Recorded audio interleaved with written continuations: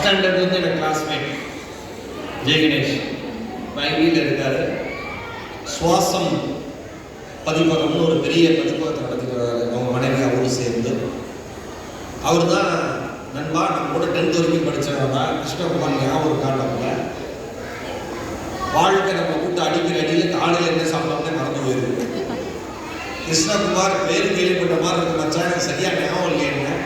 நம்ம C section நம்ம D section கரெக்டாக கிருஷ்ணா டி செக்ஷன் தானே?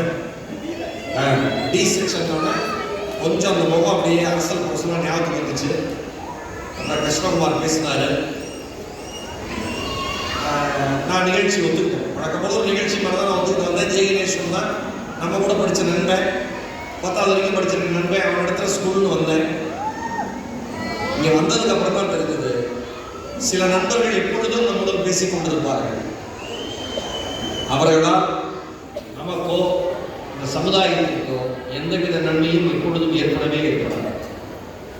சில நண்பர்கள் ரத்தத்தை குடிக்கிற அட்டைகளாக நம்முடன் இருப்பார்கள். நாம் பணம் வைத்திருக்கிறோம் என்கிற ஒரே ஒரு காரணத்திற்காக.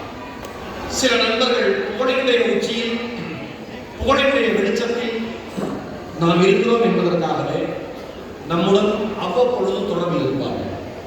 மிகச்சில நண்பர்கள் ஏன் காலம் சல்லடை போட்டு சலித்ததில் ஏதாவது ஒரு நண்பன் எங்கேயோ பேசாமல் நம்முடன் இருப்பான். ஆனால் அந்த நண்பனை பற்றி ஊரே பேசிக் கொண்டிருக்கும், ஊரே